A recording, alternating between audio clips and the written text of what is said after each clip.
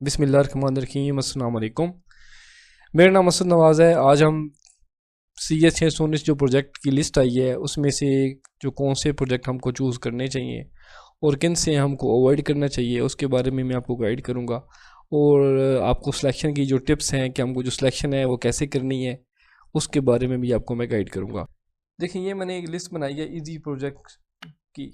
ठीक है, इसमें जस्ट ओनली PHP के जो प्रोजेक्ट्स हैं सिर्फ वही मौजूद हैं। और नीचे जो है अगर लिस्ट में देखें तो यहाँ पे C# के प्रोजेक्ट हैं, फिर एंड्रॉयड के हैं और फिर उसके बाद पाइथन के प्रोजेक्ट भी मौजूद हैं। तो ये मैं तकरीबन जो लिस्ट है सारी सॉर्ट कर ली है। अगर आप मैं आपको जो रिकमेंड करूँगा ना वो करूँगा PHP के प्रोजेक्ट। ठीक है, अगर आपको PHP के प्रोजेक्ट मिलते हैं, सबसे पहले जो है ना ये जो प्रोजेक्ट आपके पड़े हुए हैं ये सबसे आसान है और सबसे अच्छे प्रोजेक्ट हैं, बड़े ईजिली आप निकल जाओगे। फिर मीडियम प्रोजेक्ट पे अगर आप आते हो, ठीक है, तो इसमें ये होता है कि थोड़ी बहुत रिक्वायरमेंट ज़्यादा होती हैं, थोड़ा सा खपना पड़ता है, बट ये भी निकल जाते हैं बड़े इजीली। और ये वो वाले प्रोजेक्ट होंगे जो कि आपने तक करनी ही नहीं है, सिलेक्शन तो आपने करनी ही नहीं है। ठीक है, आगे मैं आपको सिलेक्शन का तरीकाकार भी बताऊंगा कि आपने सिलेक्शन करनी कैसे है और उसमें आपने जो मैं आपको सारी टिप्स दूंगा। ठीक है, आपको सारी टिप्स दूंगा कि भाई, क्योंकि मेरा एक्सपीरियंस है तकरीबन 7-8 साल का, मैं तो यही काम कर रहा हूँ, सिलेक्शन वगैरह करता हूँ। तो आपको जो प्रॉब्लम्स हमको फेस करनी पड़ती हैं वो सारी मैं आज आपके साथ डिस्कस करूँगा कि हम कैसे जो है उस वो प्रॉब्लम, अगर हमारे पास, तो कौन कौन सी प्रॉब्लम्स हमारे पास आती हैं जिस वजह से हम अपनी सिलेक्शन कर भी रहे होते हैं बट हमारी वो सिलेक्शन नहीं हो रही होती और हम जो है ना वहाँ पे घबरा जाते हैं। असल में होता यही है कि बंदा पजल हो जाता है वहाँ पे जाके। हम इस तरह करते हैं, वन बाय वन जो है ना हम अपनी जो प्रोजेक्ट की लिस्ट है मैं आपको एक दफ़ा विजिट करवाता हूँ। ठीक है, और आपको दिखाता हूँ कि इस प्रोजेक्ट में क्या क्या होगा। अब ये देखें, N interactive web portal for keeping record of diabetes and affected patient in Pakistan. ये एक मतलब उसने दिया, टाइटल दिया हुआ है कि आपने ये जो है ना कि अपनी एप्लीकेशन डेवलप करनी है।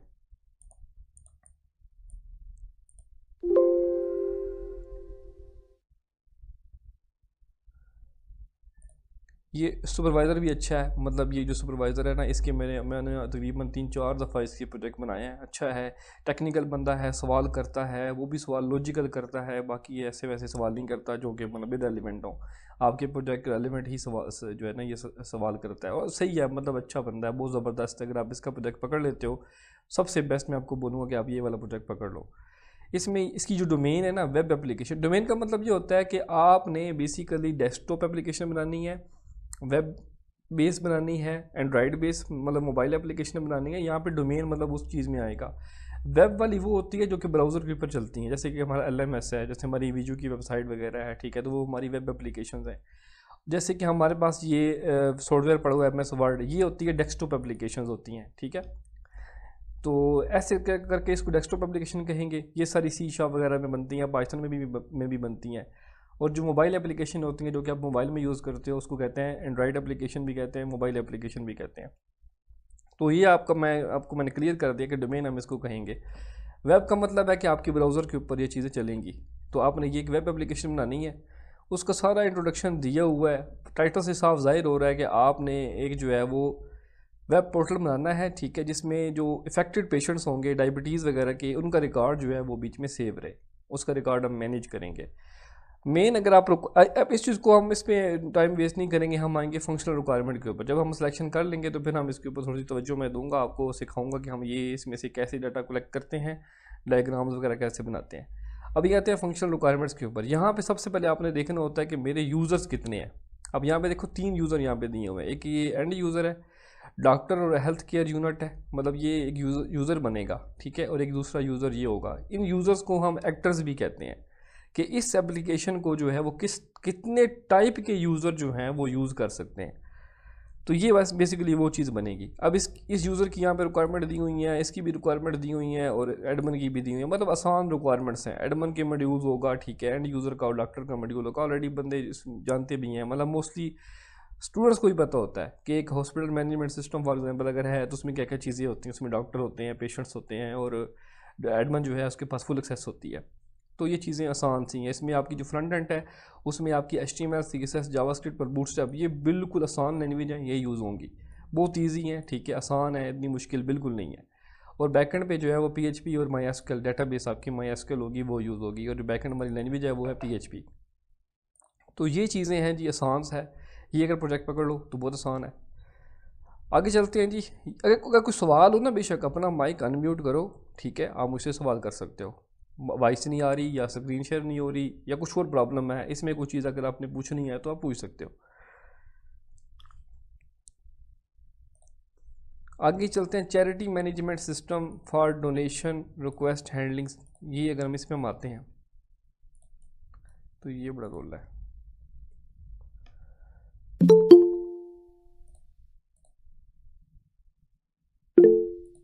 मैं इसको ज़रा सेलेक्ट कर लूँ।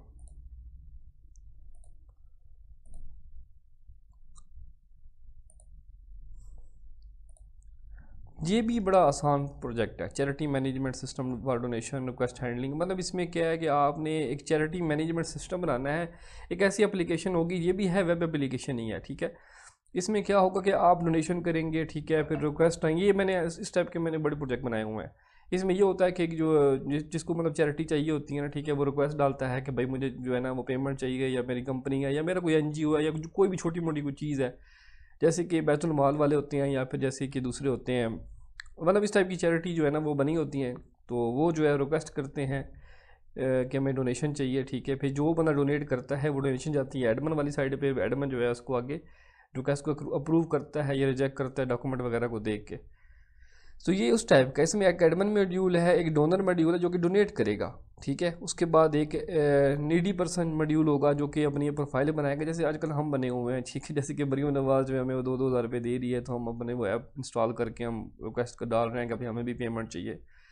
तो नीडी पर्सन अपना मॉड्यूल बनाएगा। फिर डोनेशन मैनेजमेंट मॉड्यूल होगी, वो सारी जो टीम होगी वो देखेगी। ये देखने के बाद एडमन के पास जाएगी, एडमन इसको अप्रूव रिजेक्ट जो भी करेगा वो सारा काम और होगा। ये पूरी रिक्वायरमेंट है, मतलब आसान ही है, इतना कोई मुश्किल नहीं है।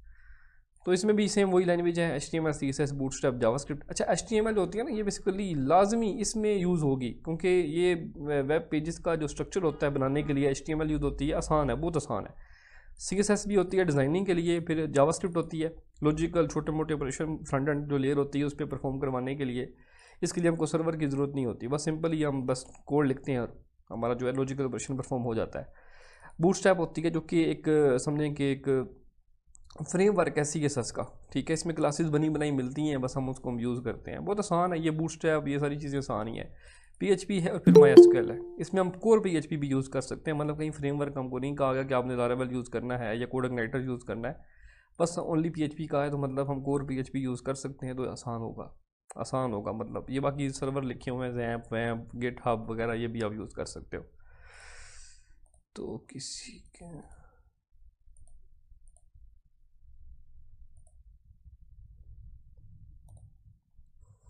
तो ये भी आसान है भाई, ठीक है।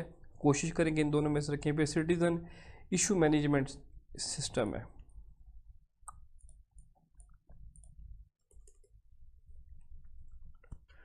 ये देखें जी। सिटीज़न जो सिटीज़न होंगे उनके जो भी इश्यूज़ होंगे, ठीक है, वो एक टिकट जनरेट करेंगे कि भाई हमारे ये मसले आ रहे हैं, भाई इनको सेट करो, ठीक करो। तो वो मैनेजमेंट जो टीम होगी वो इश्यूज़ को देखेगी और वो सोल्व करेगी। इसमें भी हमारा यूज़र सिटीज़न एक है, सुपर एडमन है, डिपार्टमेंट एडमन है, ठीक है, फील्ड ऑफिस। इसमें यूज़र्स काफ़ी हैं, ठीक है। इसमें बाकी तो वो ये जो है ना, ये बेसिकली डैशबोर्ड होगा, ये यूज़र नहीं बनेगा। बाकी फील्ड ऑफिसर हो गया, डिपार्टमेंट एडमन होगा, सुपर एडमन होगा जो सबसे मेन बंदा होगा, ठीक है। उसके बाद यहाँ पे यूज़र सिटीज़न जो होंगे वो होगा, लॉगिन करेंगे, रजिस्टर करेंगे, फिर लॉग आउट करेंगे। ये मतलब हमारी जो एप्लीकेशन होगी, जो कंप्लेन होगी वो सबमिट करेंगे, ट्रैक वगैरह कर सकते हैं, सारा वो काम है। फिर एडमन जो है इसको देख सकता है, डिपार्टमेंट एडमन जो है इसको वेरीफाई करेगा कंप्लेन को, इसको फिर आगे असाइन करेगा फील्ड ऑफिसर को, फील्ड ऑफिसर जो है इसको देखेगा। तो ये इस टाइप का कोई टास्क वगैरह होंगे, और डैशबोर्ड सबको जो है वो शो होना चाहिए। ये बेसिकली पाइथन भी है, अगर कोई कहता है कि मैंने पाइथन में करना है तो पाइथन में भी कर सकता है, ठीक है। डेटाबेसिस की MySQL भी यूज़ हो जाती है, ठीक है, और PHP भी आप यूज़ कर सकते हो। सबसे आसान तो ये है कि आप PHP यूज़ करो। कस्टम डेवलपमेंट भी है, और साथ में एनी फ्रेमवर्क जैसे कि लारावेल वगैरह होता है, फ्रेमवर्क बना बनाया मिलता है, तो फ्रेमवर्क भी आप यूज़ कर सकते हो, ठीक है। कस्टम करो या फ्रेमवर्क करो, मतलब मैं तो आपको रिकमेंड करूँगा कि आप कस्टम ही करो, क्योंकि आप बिगिनर हो तो आप कस्टम यूज़ कर सकते हो। डेटाबेस आपकी MySQL होगी। और ये वो बच्चे भी कर सकते हैं जिनका .NET है, जिनकी जो फील्ड है, ठीक है, जिनकी स्किल्स .NET के अंदर हैं, C# के अंदर हैं, वो भी कर सकते हैं। तो ये प्रोजेक्ट जो है ना, ये अहमद लोधी का, इसका भी मैंने प्रोजेक्ट किया हुआ है। तकरीबन पीएचपी के जितने भी मेरे स्टूडेंट्स हैं ना, मतलब जितने मेरे चल रहे हैं, मैंने पीएचपी के तकरीबन सारे सुपरवाइज़र के साथ मैंने जो इनके प्रोजेक्ट किए हुए हैं, और ये आसान होते हैं, मतलब इतने मुश्किल नहीं होते। EDU wallet library management system, इसको ज़रा थोड़ा सा स्टडी करते हैं, और थोड़ा बहुत हम जल्दी जल्दी चलेंगे ताकि जो है वो टाइम जो है वो हमारा कम लगे। ये EDU wallet library management system भी आपका जो प्रोजेक्ट है बहुत इजी है। इसमें आपकी जो फ्रंट एंड है वो आपकी एचटीएमएल है, सीएसएस है, बूटस्ट्रैप और पीएचपी है, आसान है। मतलब इसमें ये कहा गया कि आप जो है चाहो तो आप यूज़ कर सकते हो, सी शार्प भी यूज़ कर सकते हो, या कोई पाइथन वगैरह भी यूज़ कर सकते हो, बट आपको जो एडवाइस दी जाती है वो यही है कि आप यही जो टूल्स हैं इन्हीं को यूज़ करो। इनमें मतलब आप चेंजिंग करवाई जा सकती है, ये हो जाता है। तो उसके बाद आगे चलते हैं। लाइब्रेरी मैनेजमेंट सिस्टम सिंपल ये वाला है।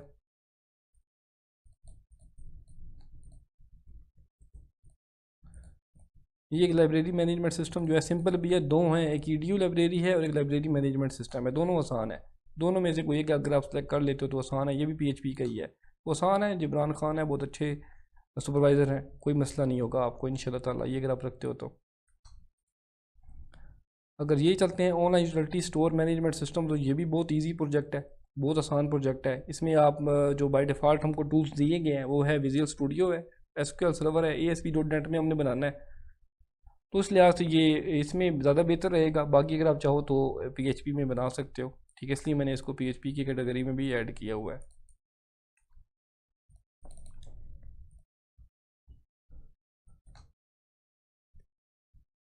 प्रिजन मैनेजमेंट सिस्टम एक ये वाला प्रोजेक्ट है, ठीक है, ये भी आसान है, बहुत इजी है, इतना मुश्किल को नहीं है।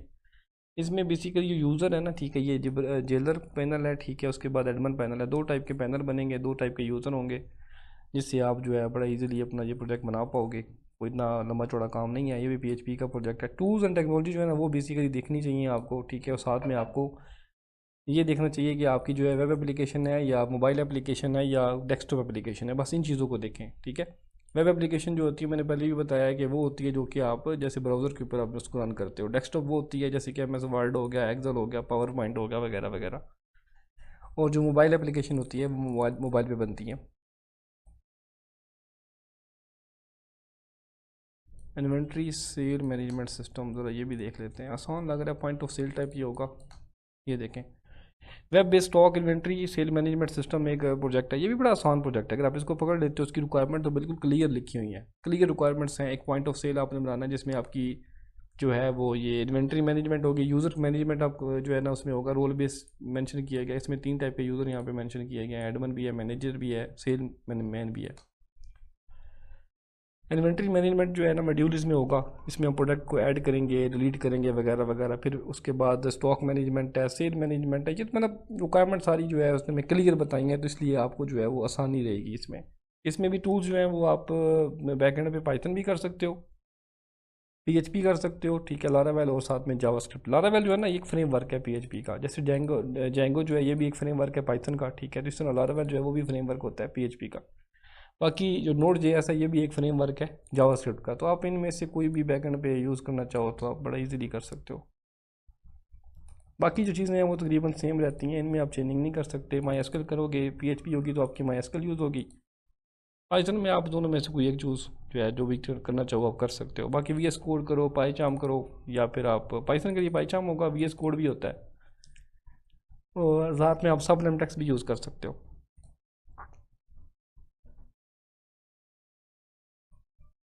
कैंपस इज़ थोड़ा बहुत टफ होगा ये वाला। नाम आपने लाजमी याद करने हैं, अगर नाम आपको याद सही नहीं ना होंगे तो आप उस वक्त बड़े कंफ्यूज हो रहे होंगे। जब प्रोजेक्ट आपके सामने आते हैं ना तो समझ नहीं आती। जैसे मैंने ऊपर बताया लाइब्रेरी 2 हैं, तो आपने ये बात माइंड में रखना है कि भाई जो प्रोजेक्ट आपके सामने मैंने ये लिस्ट बनाई है इनको आप रट्टा लगा लो, याद कर लो, इन्हीं में से कोई चूज़ करोगे तो आपका प्रोजेक्ट निकल जाएगा।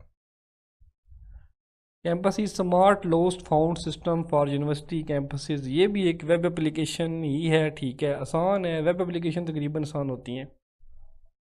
3 टाइप के यूज़र हैं जी। नॉर्मल यूज़र के अंदर 2 यूज़र हैं, फिर स्टूडेंट और फैकल्टी, ठीक है, 2 इसके अंदर जो है ना, नॉर्मल के अंदर ये 2 चीज़ें आ रही होंगी, फिर सिक्योरिटी और एडमिन ये 2 होंगे, फिर सुपर एडमिन जो है ना ये भी एक आपका जो है वो यूज़र है। थोड़ा बहुत देखें मुश्किल है, लेकिन इतना कोई नहीं, ये हो जाएगा। अगर आपका ये सिलेक्शन में आ रहा है तो आपने सेलेक्ट कर लेना है, छोड़ना नहीं है इसको, ठीक है। छोड़ दिया तो फिर इससे भी आप हाथ धो बैठोगे। आपको कोई भी मिलता है ना, मैं कहता हूँ एहसान उल हक अच्छे सुपरवाइजर है, टेंशन वाली कोई बात नहीं है।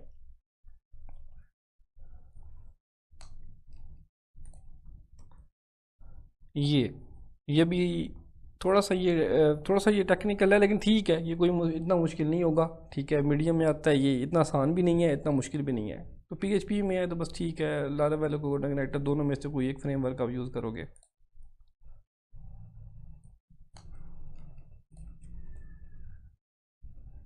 कम्युनिटी फूड वेस्टेज रिडक्शन, ये एक पोर्टल होगा जिसमें इसकी रिक्वायरमेंट यहाँ मेंशन है। यहाँ पे यूज़र मैनेजमेंट है, यहाँ पे मतलब यूज़र इसमें मैनेजमेंट जो है ना, वो आपने एक रिक्वायरमेंट डालनी है। उसके बाद डोनेशन लिस्टिंग है, उसके बाद मैप होगा, बीच में आपको मैप डालना पड़ेगा, और मैप में जियोग्राफिक लोकेशन भी देनी पड़ेगी। क्लेमिंग सिस्टम है, स्टेटस ट्रैकिंग है, और नोटिफिकेशन इंजन भी बीच में आपको ऐड करना, मतलब ठीक है। डोनर इसमें होगा, ठीक है, आसान ही है, इतना मुश्किल नहीं है। आप टेंशन ना लीजिएगा कि ये बहुत टफ है, मीडियम में आता है, ये बहुत टफ नहीं है, नॉर्मल सही है। इसमें एपीआई यूज़ होगी, गूगल मैप एपीआई हम यूज़ करेंगे, तो बाकी ये ठीक ही है प्रोजेक्ट, मीडियम में आएगा, ठीक है। हसनैन अहमद का इसका मुझे नहीं आइडिया ये कैसा सुपरवाइज़र है।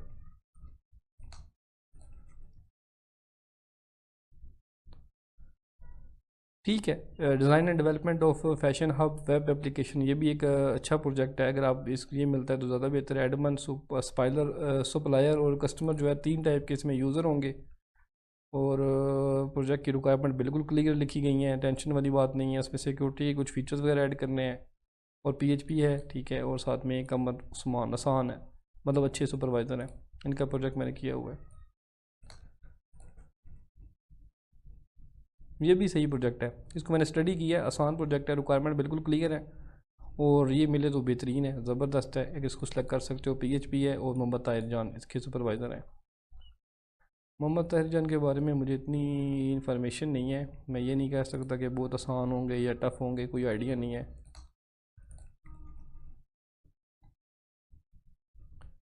आइटम थ्रो ऑनलाइन सिस्टम, ये एक प्रोजेक्ट है, इसमें पीएचपी है, और आसिफ हुसैन जो है ना इसके सुपरवाइज़र हैं। रिक्वायरमेंट बहुत कम है इसकी, तो इस लिहाज से ये भी ठीक है, मीडियम में आता है। लेकिन यहाँ पे ये भी मेंशन किया कि आपने रिक्वायरमेंट थोड़ी बहुत तो बीच में ऐड करनी भी है, और सारी बात है, सुपरवाइजर से आप डिस्कशन करोगे, थोड़ी बहुत रिक्वायरमेंट आपको ऐड करनी पड़ेगी। Make sure that the above list it is a sample of functional requirement. Student do not need to be limited with this only, student are suppose to think or visit the problem domain. मतलब आपको थोड़ी बहुत requirement add करनी पड़ेंगी, और sir से थोड़ी बहुत बातचीत करके आपको सारा दे के चलना पड़ेगा प्रोजेक्ट। मेडिकेयर सिस्टम, भाई आंखें बंद करके आप सेलेक्ट कर लो, कोई मसला नहीं है, टेंशन वाली बात ही नहीं है, बहुत आसान प्रोजेक्ट है ये वाला। आसान सब जो ये जैसे एचएमएस होता है ना, ये तकरीबन वैसे ही है, आसान ही प्रोजेक्ट है ये वाला। रिक्वायरमेंट बिल्कुल क्लियर लिखी गई हैं, और साथ में आप फ्रंट पे जो है ना वो रिएक्ट यूज़ करोगे, बैक एंड पे पीएचपी है। ये थोड़ा सा काम है, बीच में हमको एपीआई यूज़ करनी पड़ेगी, इस लिहाज से ये मीडियम में आता है, ये इतना आसान भी नहीं है। It is mandatory to use the mention language any other framework library और very will not be accepted, ये भी लिखा हुआ है। तो हाशिर ख़ान इनके सुपरवाइज़र हैं।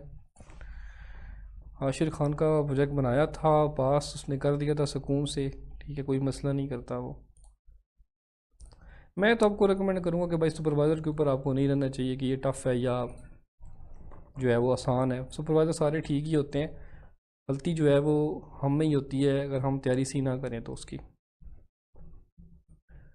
ये भी सही है, इसके कैसर शब्बीर अच्छे सुपरवाइज़र हैं, और एनजीओ चैरिटी मैनेजमेंट सिस्टम है, ठीक है। ये वाला प्रोजेक्ट आसान है, मतलब मुश्किल नहीं है ये वाला। इसमें आप ASP.NET भी यूज़ कर सकते हो। थोड़ा जल्दी जल्दी करते हैं इसको।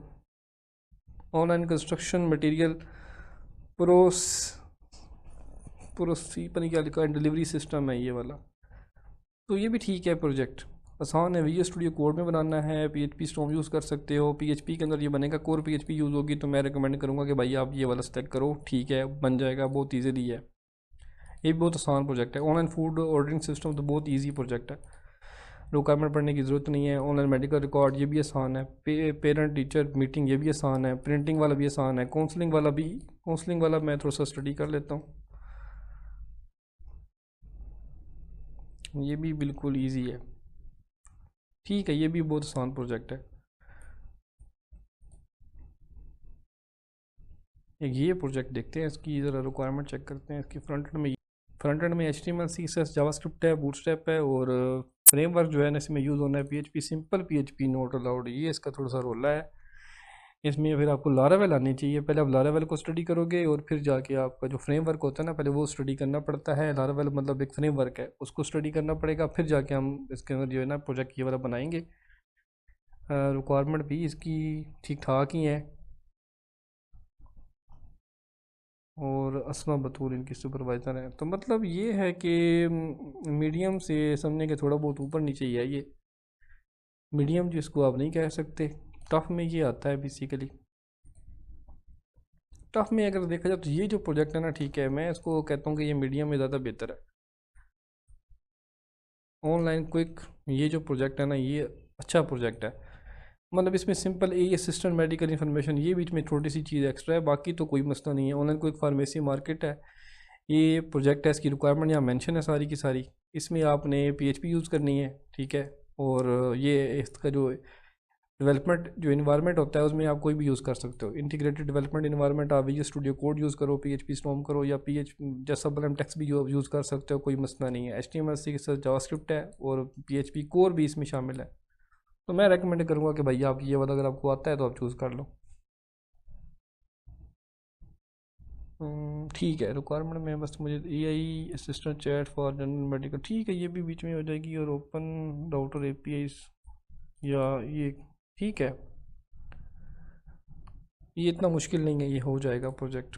बाकी ये जो प्रोजेक्ट हैं ये दो थोड़े से मुश्किल हैं, क्योंकि मुश्किल इसमें ये है कि इसका जो सुपरवाइज़र है ना थोड़ा बहुत वो भी टफ़ है। जो सुहेल आमिर है ना वो ऐसे तो पास नहीं करता, सही काम करवाएगा और सही जो है आपको खपाएगा, काम आना चाहिए, अदरवाइज़ वो पास नहीं करेगा। इसमें बाकी रिक्वायरमेंट तो बड़ी आसान सी रिक्वायरमेंट यहाँ पे मेंशन की गई हैं। मतलब यूज़र रिक्वायरमेंट में देखा जाए तो यहाँ पे just only log in log out registration secure जो है ना उसने बोला है कि ये करनी है, और साथ में वेरिफिकेशन होनी चाहिए ईमेल के ज़रिए, कोई मसला नहीं है, ये हो जाएगी। गूगल मेल जो है, गूगल ईमेल जो API होती है ना उसको हम यूज़ करके वेरिफिकेशन कर सकते हैं। हैश पासवर्ड भी आसान है, 2 फैक्टर ऑथेंटिकेशन भी आपकी हो जाएगी थ्रू ईमेल जो सर्वर बनेगा ना हमारा गूगल का, उसके ज़रिए हम कर सकते हैं। प्रोडक्ट ब्राउजिंग सर्चिंग आसान है, AI टूल के ज़रिए हम करेंगे, ये चीज़ें तो आसान है। इसमें जो चीज़ें हैं ना कोड थोड़ा सा कम्प्लेक्स होता है, क्योंकि जब हम ये चीज़ें यूज़ करेंगे ना SQL इंजेक्शन जो है ना वो अगर हमने लगानी है तो ये थोड़ा सा रोला है। इसमें सिक्योर ऑथेंटिकेशन 2 फैक्टर ऑथेंटिकेशन है, ये थोड़ा सा अलग से API बनेगी इसकी, ठीक है, वो यूज़ होगी। साथ में SQL इंजेक्शन जब आपने ऐड करना है तो फिर आपका PDO मेथड यूज़ होता है, जिसमें कोड थोड़ा सा आपका कम्प्लेक्स हो जाता है। तो ये जो है चीज़ें जो है थोड़ी सी मुश्किल हैं साइबर सिक्योरिटी फीचर्स की, और ये जो है AI इंटीग्रेशन फीचर्स हैं ये इस लिहाज से थोड़ा सा टफ हो जाता है। मतलब जो कोड है ना वो थोड़ा सा टफ ज़रूर होगा, लेकिन इतना भी नहीं है कि मतलब बंदे को समझ ना आए। ये है कि समझ आएगी, लेकिन कोड जो है आपका टफ होता जाएगा, ठीक है। और इसमें इसने ये मेंशन किया हुआ है कि रिकमेंडेड जो है ना वो लारावेल है। अगर आप PHP कोर में बनाओगे ना तो उसको मतलब रिक्वेस्ट करके इनसे कह सकता है कि सर हमने कोर में बनाना है। कोर में चीज़ें ये हम इम्प्लीमेंट कर सकते हैं, हो जाती हैं इम्प्लीमेंट। और सुपरवाइज़र जो है वो कोऑपरेटिव है, ठीक है, इस लिहाज से कि आपकी हेल्प करते हैं, कहीं मसला बनेगा परेशानी बनेगी तो आपकी हेल्प करेंगे, और आपको ना हेल्पिंग मटेरियल प्रोवाइड करेंगे। जैसे यहाँ पे लिंक्स दिए भी गए हैं, ठीक है, ऑलरेडी, तो आपको बहुत सारी चीज़ें ये प्रोवाइड खुद भी कर देंगे, और आपको अगर आप इनसे रिक्वेस्ट करेंगे छोटी मोटी चीज़ों की तो वो आपसे रिलैक्सेशन भी आपको दे देंगे। तो ये ऑलरेडी मैंने तकरीबन इसके 4-5 प्रोजेक्ट बनाए थे, बट ये है कि ये वाइवा टफ लेता है, और ख़ास का जो प्रोटोटाइप फेस वाइवा होता है उसमें तो सही खपाता है, वो टाइम देता है कि भाई आप जो है इसका जो वाइवा है ना नेक्स्ट 8 दिन के बाद होगा, 7 दिन के बाद होगा, टाइम दे देता है, बट फेल नहीं करता, लेकिन खपाता सही है। और इसका एक चैनल भी है, वो कहता है कि वो पहले आप मेरी वीडियो वॉच करो, उधर से प्रैक्टिस करके आओ, फिर वहाँ से आपसे प्रैक्टिस करके जो है जाओगे तब जाके आपकी इसने आपको पास करना है। ये मुश्किल है, ये जो प्रोजेक्ट है ना ये मुश्किल है, इसको चूज़ ही ना कीजिएगा। मैं तो आपको कहूँगा कि आप इसको चूज़ करो ही नहीं, अगर ये आपके सामने आता है इसको छोड़ दो बेशक, क्योंकि इसकी इन्फॉर्मेशन इसकी जस्ट ओनली आप रिक्वायरमेंट चेक करें, ठीक है। इस लिहाज से रिक्वायरमेंट तो चलो बंदा पूरी कर लेता है, आप यहाँ पे कराएं final report covering problem analysis बन, ये चीज़ें ना फाइनल रिपोर्ट भी हमको ऐसी बनानी पड़ेगी, यूज़र मैनुअल इसका ऐड करना पड़ेगा, ये चीज़ें बीच में एक्स्ट्रा चीज़ें हैं। फिर लाइव डेमो रिकॉर्डेड प्रेजेंटेशन, ये चीज़ें मतलब देखी जाए तो टफ है।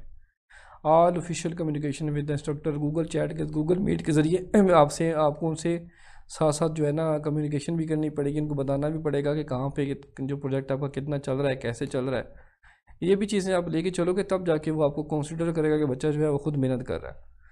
तो ये कुछ चीज़ें हैं इसमें, ये जो प्रोजेक्ट है ये टफ़ है। अगर आपके सामने आए तो छोड़ दो, बेहतर है। मैं तो आपको यही कहूँगा कि अगर करना है तो फिर ठीक है, हो जाएगा, लेकिन मुश्किल है ये प्रोजेक्ट। सी शार्प में आते हैं तो वही दो जो प्रोजेक्ट है ना, एक एनजीओ वाला है और एक ईडीओ वॉलेट वाला है। मैं आपको रिकमेंड करूँगा कि यही सिलेक्ट करो, इसमें आप सी शार्प में भी आप इसको कन्वर्ट कर सकते हो। एंड्रॉयड में ये जो प्रोजेक्ट है ये आसान प्रोजेक्ट है। मेक यूर ओन प्लेटर, ये आसान प्रोजेक्ट है, ठीक है। अगर आप मैं दिखाऊँ इसकी रिक्वायरमेंट तो अगर आप देखें, ये देखें ये प्रोजेक्ट है, ये इसकी रिक्वायरमेंट देखें। यूज़र मॉड्यूल है, फूड सिलेक्शन है, ये चीज़ें थोड़ी बहुत आसान है। इस लिहाज से मैं आपको रिकमेंड करूँगा कि आप जब एंड्रॉयड में करना है ना तो आप ये कर लो, ठीक है। एंड्रॉयड इसमें आपको जो है वो इजीली जो है आप इसमें इम्प्लीमेंट कर लोगे। मतलब अगर बिगिनर हो, एंड्रॉयड सीखना चाहते हो तो भाई पहला आप ये प्रोजेक्ट पकड़ो, निकल भी जाएगा, पास भी हो जाएगा और आप कर भी लोगे।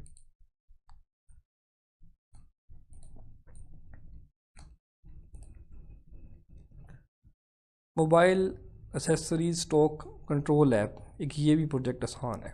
मतलब ये इजी जो लिस्ट है उसमें ये ऐड होता है, तो आप इसको भी कंसिडर कर सकते हो, ठीक है। ये किया जा सकता है। इसमें टूल जो है ना वो बड़े, जावा भी दी गई है, जावा के ज़रिए आप कर सकते हो। बाकी चीज़ें आसान हैं, सिंपल सिंपल हैं। एक्सएमएल फॉर डिज़ाइनिंग लेआउट्स हैं, ठीक है। कोई एक्स्ट्रा फीचर्स नहीं है उन्होंने के। एसक्यूएलाइट और एनी मॉडर्न प्रोग्रामिंग लैंग्वेज आप यूज़ कर सकते हो। अच्छा, मीडियम में आते हैं जी। ये स्मार्ट, ये वाला ये थोड़ा सा लग रहा है मुश्किल। Android based smart electricity consumption predictor, इसने प्रिडिक्ट करना होगा। और इसमें बिल एस्टिमेशन है, यूज़र इंटरफेस है, विजुअलाइजेशन होगी। मुश्किल ही है, मैं तो कहूँगा कि आप इसको सेलेक्ट ना ही करो तो बेहतर है। इसके डाटा सेट पूरा यहाँ पड़ा होगा, इसको पहले डाउनलोड करना होगा, इसको ट्रेन करना होगा। आपके अपना जो मॉडल आप बनाओगे ना, इसको ट्रेन करना पड़ेगा। ट्रेन करके फिर जाके सारी बात बनेगी। तो मैं तो आपको बोलूँगा कि भाई इसको पकड़ ना करो, ठीक है। अगर लेंगे तो इसमें ये चीज़ें सारी फिर अपने माइंड में रखिएगा कि ये कोई बना के देगा भी सही तो थोड़े बहुत आपसे एक्स्ट्रा पैसे भी लेगा, ठीक है, क्योंकि ये मुश्किल है।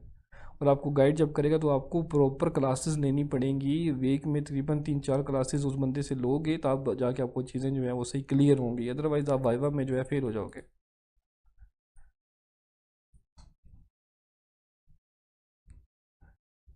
ये भी प्रोडिक्शन वाली ऐप ही बनानी है। इसमें टूल्स थोड़े से को मशीन लर्निंग लाइब्रेरीज वगैरह बीच में ऐड करनी है, और कोलैब है बीच में, Google Colab, USI heart disease data set भी बीच में आपको देना पड़ेगा। तो इसकी रिक्वायरमेंट तो कम है, बट ये भी तकरीबन इसमें मीडियम में ही आता है। ये मतलब आसान नहीं है, ये भी जो है थोड़ा सा प्रोजेक्ट मुश्किल होगा। बाकी इनको तो आप छोड़ ही दें, ये चीज़ें तो आपने सेलेक्ट ही नहीं करनी। मैं तो आपको रिकमेंड करूँगा प्लांट केयर एआई सिस्टम आपने बनाना है, ठीक है।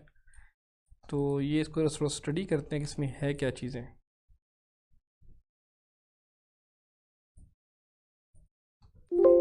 ये नहीं आ रहा बीच में।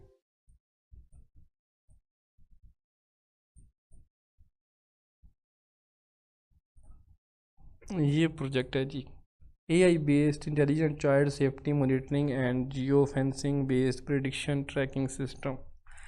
मेन सबसे पहले आप रिक्वायरमेंट देखिए करो। एंड्रॉयड स्टूडियो या फायरबेस है, गूगल मैप, एस्कल और रेट्रोफिट, ये APIs है, ये APIs बीच में है। ये वॉइस एमरजेंसी डिटेक्शन है। भाई छोड़ दो, ये वाला प्रोजेक्ट मुश्किल है। बस ये चीज़ है। उसके बाद पाइथन में आते हो तो आप एम्प्लॉय सैलरी मैनेजमेंट सिस्टम, ये प्रोजेक्ट है ना बड़ा आसान है। अगर आप ये लेना चाहो तो ले सकते हो, पाइथन के अंदर भी ये वाला आसान प्रोजेक्ट है। रिक्वायरमेंट देखो जी, की फीचर्स इसमें ये दिए गए हैं, ठीक है। और इतनी सी रिक्वायरमेंट्स हैं, पूरी करके जान छुड़ानी है, बड़ा इजीली पास हो जाएगा। जो बंदा सीखना चाहता है पाइथन तो वो ये करे, ये प्रोजेक्ट इसके लिए आसान होगा। मीडियम में अगर आप आते हो तो फिर फेक ये चीज़ें हैं और ये चीज़ें हैं, ठीक है। ये भी आप इनमें से भी किया जा सकता है। टफ़ में तो फिर ये चीज़ें मैं तो टफ़ में आपको रिकमेंड नहीं करूँगा कि आप कोई भी सिलेक्ट करो, खासकर पाइथन के अंदर, ठीक है, और एंड्रॉयड के अंदर, ठीक है। बाकी जो है जो PHP है ना, ठीक है, PHP में आप जो है टफ़ को भी कंसिडर कर सकते हो, लेकिन ये इसको तो बिल्कुल आप रिकमेंड करें नहीं, बल्कि मैं तो चाहता हूँ इसको लिस्ट में से ही उड़ा दूँ। यही लिस्ट आप समझिए कि बस आपके माइंड में यही बस मीडियम जो है ना आपके प्रोजेक्ट हैं, इन्हीं को लेके चलो, इन्हीं को बनाओ, ठीक है, इन्हीं में से कोई एक सेलेक्ट करो। आपके सामने ना प्रोजेक्ट की लिस्ट आती है ना, ठीक है, जब भी प्रोजेक्ट लोड होंगे मैं आपको ज़रा दिखाता हूँ कि जब प्रोजेक्ट लोड होंगे तो क्या सीन होगा, कैसे कुछ शो होगा। ये प्रोजेक्ट सिलेक्शन का ये टेम्पलेट है, ठीक है, ऐसे करके ना आपके सामने यहाँ पे ना प्रोजेक्ट की लिस्ट यहाँ पे आ रही होगी। ये देखें ऐसे करके ये लिस्ट आ रही होगी ऐसे करके आपके सामने प्रोजेक्ट की, ठीक है। तो जब प्रोजेक्ट लोड होते हैं ना, ठीक है, तो आइडिया नहीं होता कि हमारा जो प्रोजेक्ट है, ठीक है, वो कहाँ पे पड़ा है, वो क्या असल अक्सर का ऐसा होता है कि जो प्रोजेक्ट सारे के सारे हैं वो इकट्ठे ही लोड हो जाते हैं। कभी कभी ऐसा भी हुआ है कि सारे प्रोजेक्ट एक ही टाइम पे लोड हो गए, ठीक है, 10 बजे लोड हो जाएंगे। तो कभी कभी ऐसा भी हुआ है कि पहला एक प्रोजेक्ट आता है, फिर दूसरा आएगा, फिर तीसरा आएगा। तो मतलब वो सीक्वेंस में भी कई दफ़ा आते हैं कि 2-3 इकट्ठे आ गए, फिर कभी एक आ गया, कभी 4-5 इकट्ठे आ गए। तो ऐसे करके प्रोजेक्ट लोड होकर सारे के सारे हो जाते हैं। कभी कभी ऐसा होता है कि सारे के सारे इकट्ठे ही आ जाते हैं, ठीक है। जब इकट्ठे आते हैं तो फिर बंदे को समझ नहीं आती कि मैं कौन सा चूज़ करूँ। सीटें ऐसे फिल हो रही होती हैं, बहुत जल्दी सीट्स फिल होती हैं इसकी, क्योंकि पूरे पाकिस्तान में से जो है ना आपने एक प्रोजेक्ट के ऊपर 30 सीट्स होती हैं, तो वो आपने रखनी होती। लास्ट टाइम थोड़ी बहुत सीट बढ़ा दी थी उन्होंने, तो 38 तक वो थी या अपनी 40 तक थी जो लास्ट टाइम जो सीट्स थी, ठीक है। तो इस दफ़ा जो सीट्स हैं वैसे जो 25 होती हैं, लेकिन ये 30 से अब भी लास्ट टाइम दी थी। तो कोशिश करें कि भाई इनमें से जो आप प्रोजेक्ट सेलेक्ट करो, ठीक है, उसका ये नाम से याद होगा तो फिर आप बड़ा इजीली सेलेक्ट कर पाओगे। अगर नाम से याद नहीं होगा तो आपको समझ ही को नहीं आनी कि मेरा कौन सा जो प्रोजेक्ट चल रहा है। उसके बाद क्या करो कि आप जो है, अगर आपको समझ आ रही है और आपको तकरीबन 70% जो है कंफर्म है कि भाई यही जो प्रोजेक्ट है मैंने सेलेक्ट करना है, तो आप चूज़ पे क्लिक करके ओके करके थोड़ा सा वेट करो, और फिर आपके सामने ऐसे करके मैसेज आएगा, ठीक है। जब चूज़ हो जाए, ठीक है, तो उसके बाद जाके आप उसको देखो कि आप एक्सेप्टेड यहाँ पे लिखा हुआ आया है कि नहीं आया, ठीक है। पहले ये काम करो, उसके बाद आप प्रोजेक्ट वाली फ़ाइल डाउनलोड करो, उसकी रिक्वायरमेंट यहाँ पे देखो कि रिक्वायरमेंट जो है वो क्या है। रिक्वायरमेंट में जाके देखना है कि टूल्स कौन कौन से हैं, ठीक है, और ये चेक करना है कि जो आपने सेलेक्ट किए हैं, ठीक है, उसके वो जो है इस लिस्ट में ऐड है कि नहीं है। PHP में वो ख़ास कर देखें कि अगर वो ऐड है तो बस वो ठीक है, उसको फिर दोबारा आपको लीव करने की ज़रूरत नहीं है। लेकिन अगर आपका रॉन्ग सेलेक्ट हो जाता है तो आप लीव कर सकते हो, ये आपके पास एक बेनिफिट है। लीव करो, ठीक है, उसी वक्त ही जो आपको लगे कि ये मैंने नहीं करना था, ये गलत कर दिया, लीव करके ओके करें, और फिर नेक्स्ट जो है ना उसका वेट करें। लेकिन इस बात में ज़रूर रहें कि ये जो सारे प्रोजेक्ट हैं, ठीक है, जब ये आएंगे, ठीक है, तो आपने ये साथ में बेशक इसका प्रिंट निकाल के अपने पास रख लो। जो जो प्रोजेक्ट आते जाएंगे, जिन जिनकी सीट फिल होती जा रही हैं, उन पर टिक लगाते जाओ, ठीक है, ताकि माइंड में से वो निकलते जाएं भाई ये हमने नहीं करना, ये भी नहीं करना, ये बाकी जो रह गए हैं इनमें से अब करना है। और आपको इससे आपको ये भी आइडिया रहेगा कि बाकी जो रिमेनिंग जो प्रोजेक्ट हैं वो कितने रहते हैं, 4 रहते हैं, 5 रहते हैं, 6 रहते हैं कि 3 रहते हैं, ठीक है। आपको इस लिहाज से आइडिया भी होता रहेगा कि भाई मेरी जो लिस्ट में से कितने प्रोजेक्ट रह गए हैं जो भी आने हैं। तो इस लिहाज से मैं आपको ये अगर आप तरीका अगर अपनाओगे तो आप बड़ा इजीली सेलेक्ट कर पाओगे। उसके बाद एक्सेप्ट करने के बाद थोड़ा आपने वेट भी करना है, मतलब ओके पे क्लिक करो तो आपको फील होगा कि पता नहीं मेरा सेलेक्ट हुआ है कि नहीं हुआ, थोड़ी देर वेट करना है। ऊपर से रिफ़्रेश नहीं करना। हम अक्सर गलती ये करते हैं कि एक्सेप्ट करके ना ओके करते हैं और हम देखते हैं कि हमारा सेलेक्ट हुआ ही नहीं है, फिर ऊपर से दोबारा रिफ़्रेश कर देते हैं। रिफ़्रेश हम वो नहीं करना चाहिए। रिफ़्रेश इसलिए करते हैं ताकि हमारे जो प्रोजेक्ट हैं बार बार लोड हों तो हमको आइडिया होता रहे। अब बार बार रिफ़्रेश वो सारी बातें करना पड़ता है, रिफ़्रेश करेंगे तो भी आपके सामने प्रोजेक्ट आएंगे। और ऐसा होता है कि जो प्रोजेक्ट की लिस्ट जब आती है ना, ठीक है, फ्रंट पे ऐसे करके एक ही शो हो रहा होगा, ठीक है, साथ में जो है वो ऐसे स्क्रॉल बार बनेगी, ठीक है, उस पर क्लिक करके आपको नीचे जो है वो शो भी करना होता है। तो कोशिश करें कि लैपटॉप के ऊपर ही सिलेक्शन करें, ठीक है। जो ड्रॉप डाउन लिस्ट होगी ना यहाँ पे बन के आएगी, उस पर क्लिक करके नीचे करके आप सेलेक्ट करते देखते भी जाना है। ऐसा ना हो कि आपके सामने ये एक ही ओपन हो रहा, आप ये समझे कि बस अभी तक एक ही आया है, ठीक है। इसको स्क्रॉल नीचे करना है और देखना है कि भाई मेरा कौन सा जो प्रोजेक्ट है वो भी चल रहा है। ये बड़ा ही इंपॉर्टेंट बात है कि अक्सर का ऐसा होती है मिस्टेक। हम यहाँ पे देखते हैं कि हमके माइंड में यही रहता है कि पता नहीं अभी तक जस्ट ओनली एक ही प्रोजेक्ट आया हुआ है और बाकी जो है अभी तक आया ही नहीं है, ठीक है। तो वो हो सकता है वो नीचे लोड हो चुके हों। यहाँ पे स्क्रॉल बार बनेगी, बाकी स्क्रीन एज इट इज़ रहेगी। यहाँ पे इस पे नीचे करके आप स्क्रॉल बार करते रहेंगे ताकि जो है वो आपका शो होता रहे। ओके करके थोड़ी देर वेट करें, ठीक है। ऑटोमेटिक यहाँ पे ऐसे करके मैसेज आएगा, आप एक्सेप्टेड जो है कंट्रोल F करके एक्सेप्टेड सर्च करें, वो आपको इसी पेज के ऊपर लेकर आएगा। देखें कौन सा प्रोजेक्ट है, उस पर क्लिक करें। आप चाहें तो मुझे सेंड कर दें, मेरा व्हाट्सएप नीचे एक लिंक दिया हुआ है, उसको ज्वाइन कर लें। आप जो है वो मुझे मैसेज कर दीजिएगा, मैं बता दूंगा कि आपने जो प्रोजेक्ट चूज़ किया है वो ठीक है या रॉन्ग है, जैसा भी है। तो इस लिहाज से ये चीज़ होती है। उसके बाद ये सारा जो प्रोजेक्ट है आपका जब सिलेक्शन हो जाएगी, 6 मई तक जो है वो आपकी प्रोजेक्ट सिलेक्शन चलती रहेगी, ठीक है। तो वैसे जो 6 मई तक जो प्रोजेक्ट रह जाएंगे ना, मतलब 1 घंटे के बाद ना, आफ्टर 10 बजे सिलेक्शन ओपन होनी है ना, ठीक है। तो 10 बजे के तकरीबन 11-12 बजे आप देखिएगा तकरीबन सारे प्रोजेक्ट की सीटें फिल हो चुकी होंगी। रह वो जाएंगे जिनकी जो है वो प्रोजेक्ट टफ़ से टफ़ प्रोजेक्ट होंगे, जो वो रह जाएंगे बस, ठीक है। तो इसलिए जो है 6 मई पे नहीं रहना भाई, 4 मई है, और 4 मई भी तकरीबन सुबह 10 बजे से पहले अराउंड अबाउट 10:30 बजे, 9:45 बजे या 9:30 बजे अपना आप LMS ओपन करके बैठे हों, वरना सर्वर वैसे भी हैंग हो जाते हैं इनके, ये भी बड़े मसले मसाइल इनके हैं। तो कोशिश करें कि पहले ही अपना LMS लॉगिन करके बैठ जाएं और सिलेक्शन आप बड़े इजीली कर लें। सिलेक्शन हो जाए उसका स्क्रीनशॉट लेके अपने पास सेव रख लें ताकि आपको पता हो। उसके बाद 6 मई के बाद फिर आपकी ग्रुपिंग होगी। ग्रुपिंग जो होती है वो बेसिकली सेम जिनका प्रोजेक्ट होता है ना, उनकी यहाँ पे ऐसे करके लिस्ट आ रही होती है। सारे जो होंगे ना सेम प्रोजेक्ट वाले बच्चे होंगे, ठीक है, उन सब की यहाँ पे स्टूडेंट ID और साथ में नेम और उनका CGPA वगैरह मेंशन होगा, ठीक है। रिक्वेस्ट आप किसी को सेंड ना करें, सेंड उसको करें जिसको आप जानते हो, ठीक है। जिसको सेंड करेंगे ना, फिर आपको उसका कोई ना कोई ताल्लुक हो, जानते हो, व्हाट्सएप नंबर वगैरह आपके पास हो, ताकि आप कोई भी प्रोडक्ट बनाते हो या कोई भी डॉक्यूमेंटेशन बनाते हो तो आप कम से कम आपस में कम्युनिकेशन कर सको, ठीक है। ये थोड़ा सा मसला होता है। बाकी जब ये ग्रुप बन जाए तो आप बाद में सुपरवाइज़र को कह के लीव भी करवा सकते हो, ठीक है। तो ऐसे सिलेक्शन ऐसे करनी होती है कि मतलब ऐसे करके लिस्ट आएगी, उस बंदे को आप पकड़ोगे, ठीक है, उसको साइन इन्विटेशन पे क्लिक करोगे, उसके रिसीव में जाओगे तो वहाँ पे ऐसे करके मैसेज आया होगा, रिसीव पे क्लिक करेंगे तो ऐसे करके वो मैसेज आया होगा। अगर वो देखें ID वगैरह वेरीफाई करें, ओके है तो एक्सेप्ट कर लें, और बस देखें और एक्सेप्ट कर लें, ठीक है। एक बात आपने याद रखनी है, यहाँ पे ID लाजमी मेंशन करनी है। आपको 2-3 रिक्वेस्ट भी हो सकते हैं आई हो, तो आप ID मेंशन कर चेक कर लीजिएगा, ठीक है, नाम भी चेक कर लीजिएगा, ठीक है। उसके बाद एक और बात आपने लिखनी है कि आपने जो, अगर आप फॉर एग्जांपल किसी और बंदे की अगर आपने एक्सेप्ट कर लिया है ना, ठीक है, तो फिर आप अपने जो आपका दोस्त होगा उसकी सिलेक्शन फिर बाद में नहीं हो पाएगी, क्योंकि एक्सेप्ट एक दफ़ा होता है, उसके बाद रिजेक्ट करने का ऑप्शन ख़त्म हो जाता है। तो ये आपने बहुत ज़रा केयर से सिलेक्शन करनी है। जो आपका पार्टनर है उसकी ID से ही चेक करके सिलेक्शन कीजिएगा। फिर उसके बाद कुछ दिनों के बाद आई थिंक 11 के 6 जो है ना, 6 से लेकर ऑनवर्ड आप समझें कि 10 तक या 9-8 तक जो है आपकी ग्रुपिंग चलती रहेगी। ग्रुपिंग के बाद फिर आपका ऐसे करके जो प्रोजेक्ट असाइनमेंट ऐप होगा CS 619 का, वो लोड हो जाएगा। उसमें SRS design document test phase ये चीज़ें सारी आ जाएंगी।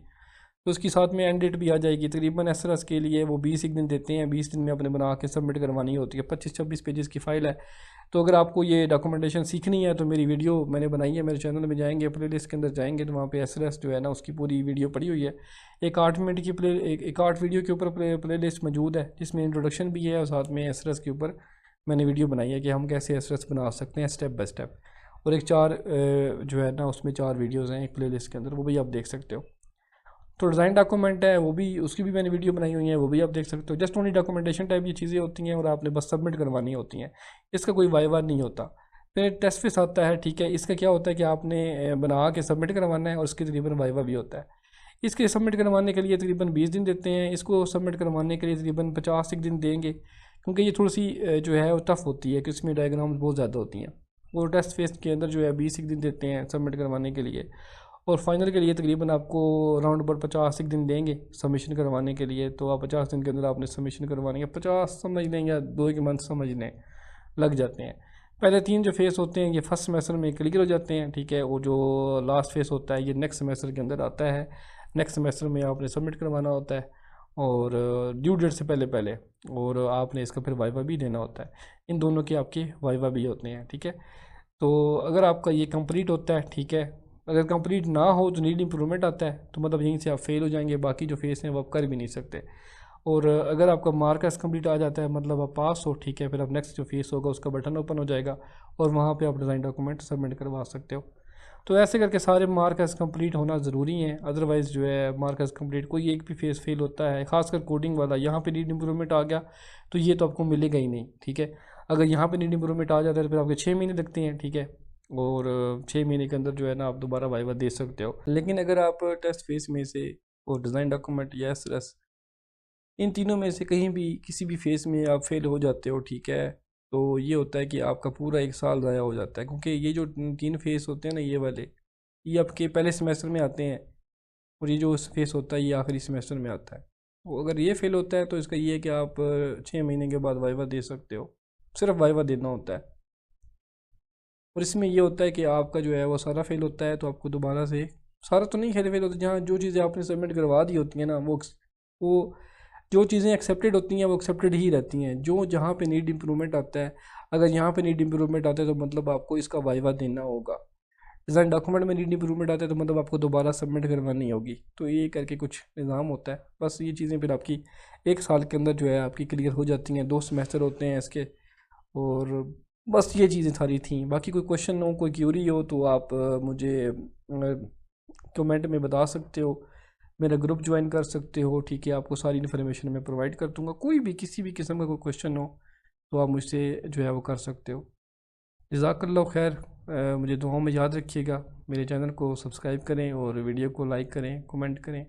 जज़ाकल्लाह खैर। अल्लाह हाफ़िज़।